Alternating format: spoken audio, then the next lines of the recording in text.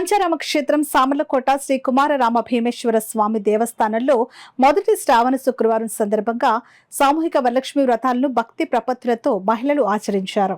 కాకినాడ జిల్లా పంచారామ క్షేత్రం సామర్లకోట శ్రీ కుమారరామ భీమేశ్వర స్వామి వారి దేవస్థానంలో శ్రావణ మాసం సందర్భంగా మొదటి శుక్రవారం సామూహిక వరలక్ష్మి వ్రతాలలో భాగంగా 500 మంది మహిళలు సామూహిక వరలక్ష్మి వ్రతం చేసుకున్నారు. ఈ కార్యక్రమానికి ముఖ్య అతిథిగా రాజప్ప, టిఏ నాయుడు, రంగనాగ్, నాయకులు, కార్యకర్తలు, భక్తులు పాల్గొన్నారు. తదుపరి మహిళలకు, భక్తులకు శ్రీ స్వామివారి దేవస్థానంలో అన్నప్రసాద వితరణ చేయడం జరిగింది.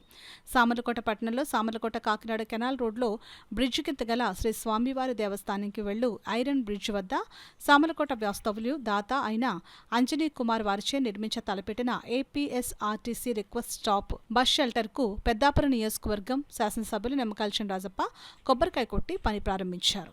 శ్రావణ మాసం ఈ వరలక్ష్మీదేవి దర్శనం చేసినట్లయితే ఇంట్లో ధనలక్ష్మి, ధాన్యలక్ష్మి, అష్టలక్ష్మి సముదాయం ఉంటుందని మనకి శ్రావణ మాసంలో శుక్రవారం పౌర్ణమి ముందు వచ్చే శుక్రవారం వరలక్ష్మి వర్గం పుట్టబడింది.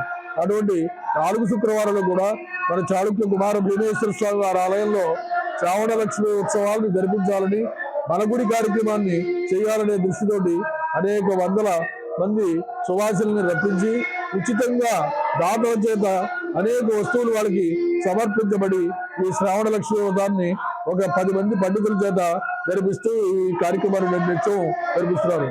దీనికి కొబ్బరికాయల దాతలు, పుష్పాల దాతలు, అన్ని ఇచ్చేటువంటి దాతలు ఉన్నారు.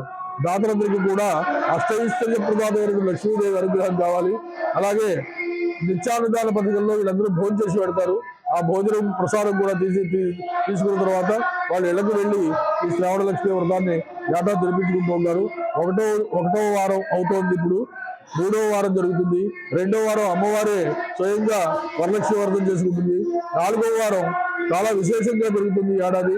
ఆ 4వ వారానికి కూడా వచ్చి భక్తులందరూ కూడా ఈ వ్రతాన్ని శ్రద్ధగా జరుపుకుని ఈ లక్ష్మీనారాయణ అనుగ్రహం పొందాలని, బాలాద్రి కుమార భీమేశ్వర స్వామి వారు వాళ్ళందరినీ కూడా ఎల్లవేళ రక్షించాలని కోరుతున్నాం.